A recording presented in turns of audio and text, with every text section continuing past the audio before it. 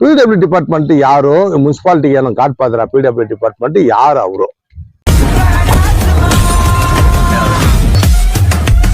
Thangavayal Robertson பேட்டையில் பல ஆண்டுகளாக செயல்பட்டு வந்த பில்லு மார்க்கெட் தொடர்பாக பரபரப்பு நிலை உருவாகி உள்ளது.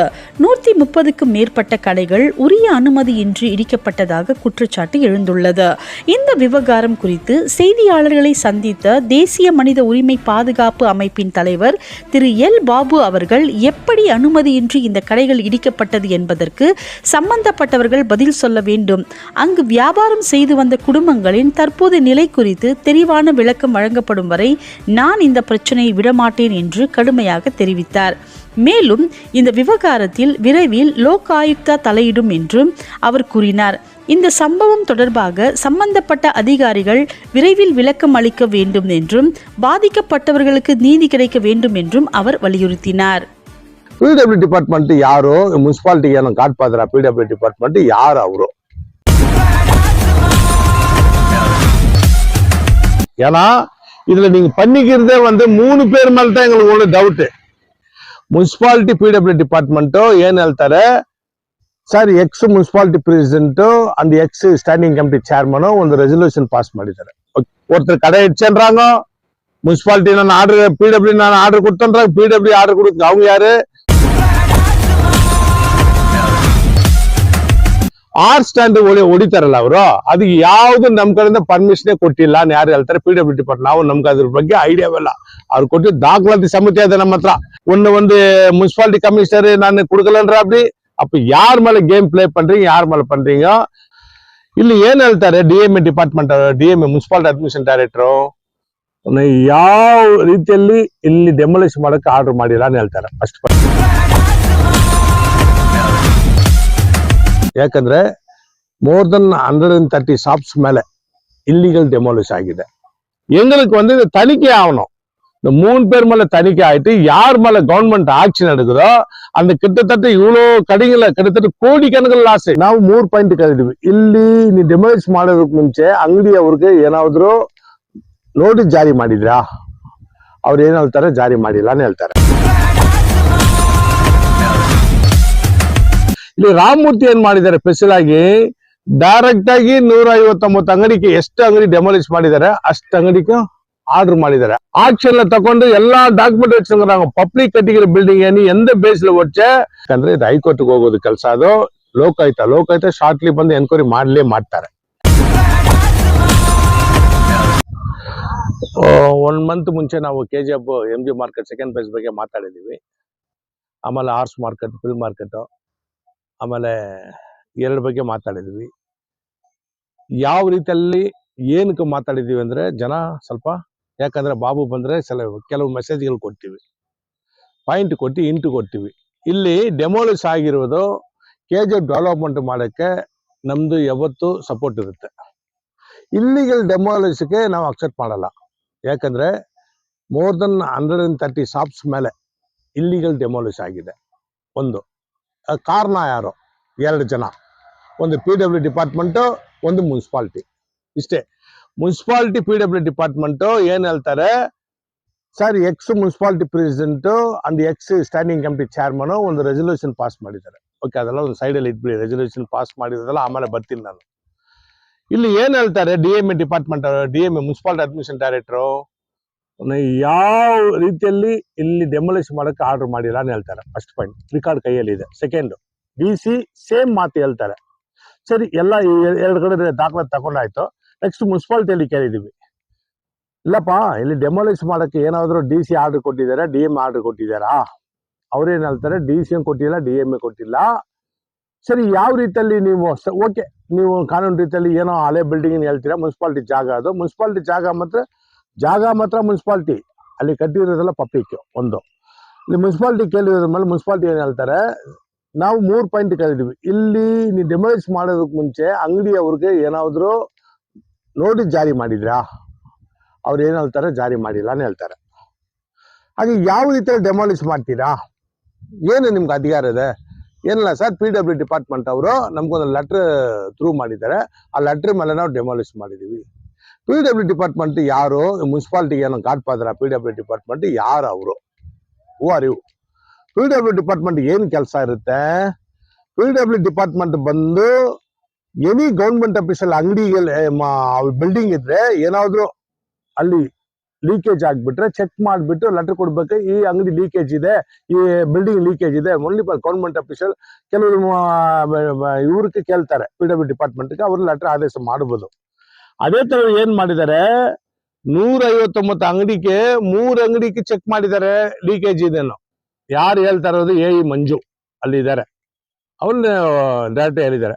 ಇಲ್ಲಿ ರಾಮಮೂರ್ತಿ ಏನ್ ಮಾಡಿದ್ದಾರೆ, ಸ್ಪೆಷಲ್ ಆಗಿ ಡೈರೆಕ್ಟ್ ಆಗಿ 159 ಅಂಗಡಿಗೆ ಎಷ್ಟು ಅಂಗಡಿ ಡೆಮಾಲಿಷ್ ಮಾಡಿದ್ದಾರೆ ಅಷ್ಟು ಅಂಗಡಿಗೆ ಆರ್ಡರ್ ಮಾಡಿದ್ದಾರೆ. ಅವ್ರು ಏನ್ ಷರತ್ತು ಹಾಕಿದ್ದಾರೆ 3 ಪಾಯಿಂಟ್ ಹಾಕಿದ್ದಾರೆ. ಫಸ್ಟ್ ಪಾಯಿಂಟ್, ನೀವು ಹೊಡಿಯೋದಕ್ಕೆ ಮುಂಚೆ ಮುನ್ಸಿಪಾಲಿಟಿ ಅಡ್ಮಿನಿಸ್ಟ್ರೇಷನ್ ಡೈರೆಕ್ಟರ್ ಹತ್ರ ಪರ್ಮಿಷನ್ ಇಸ್ಕೊಂಡು ನೀವು ಡೆಮಾಲಿಷ್ ಮಾಡಬೇಕು. ನೆಕ್ಸ್ಟ್ DC ಹತ್ರ ಪರ್ಮಿಷನ್ ಡೆಮಾಲಿಷ್ ಮಾಡಬೇಕು.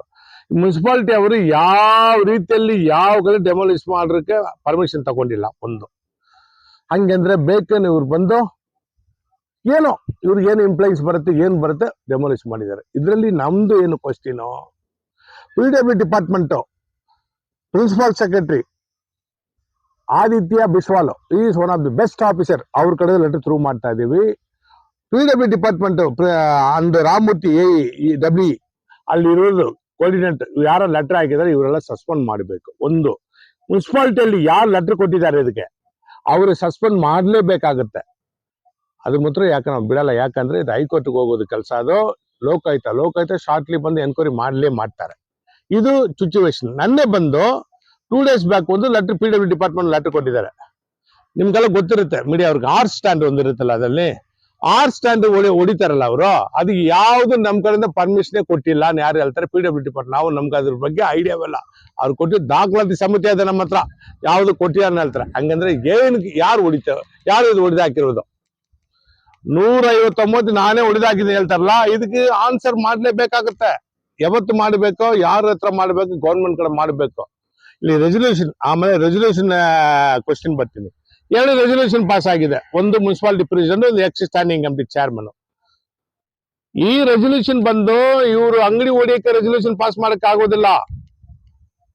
ಅದು ಕೆಲವು ರೀತಿಯಲ್ಲಿ ನಾವು ಮಾತಾಡ್ತೀವಿ. ಯಾಕಂದ್ರೆ ಇಲ್ಲಿ ಬಂದು ನಾವು ಕೇಳ್ತಾ ಇರೋದು, ಇಲ್ಲಿ ಯಾರು ಡೆಮಾಲಿಷ್ ಮಾಡಕ್ ಆದೇಶ ಮಾಡಿರೋದು, ಯಾರು ಹೊಡೆದು ಹಾಕಿರೋದು, ಯಾರು ಇದಕ್ಕೆ ಸ್ಟೆಪ್ ತಕೊಂಡು ಮುಂದೆ ಹೋಗ್ಬಿಟ್ಟು ಇಷ್ಟ ಅಂಗಡಿ ಯಾಕಂದ್ರೆ ಮುನ್ಸಿಪಾಲಿಟಿ ಅಂಗಡಿ ಜಾಗ ಕೊಟ್ಟಿರೋದು, ಮುನ್ಸಿಪಾಲಿಟಿ ಜಾಗ ಕೊಟ್ರ ಮೇಲೆ ಪಬ್ಲಿಕ್ ಬಿಲ್ಡಿಂಗ್ ಕಟ್ಟಿರೋದು 20 ವರ್ಷ 30 ವರ್ಷ ಬಿಲ್ಡಿಂಗ್. ಅದು ತುಂಬಾ ಲಾಂಗ್ ಬಿಲ್ಡಿಂಗ್ ಇಲ್ಲ, ತುಂಬಾ ಲಾಂಗ್ ಇಯರ್ಸ್ ಇಲ್ಲ.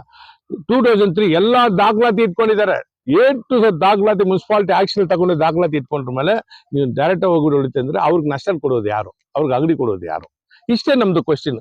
ಅದು ಬಿಟ್ಟು ಬಾಬು KGF ಡೆವಲಪ್ಮೆಂಟ್ಗೆ ಅಡ್ಡ ಬರ್ತಾನೇನೋ? ನೀ KGF ಡೆವಲಪ್ಮೆಂಟ್ ಮಾಡ್ಲೇಬೇಕು, ಅಲ್ಲಿಗೆಲ್ಲ ಮಾಡ್ಕೊಳ್ಳಿ.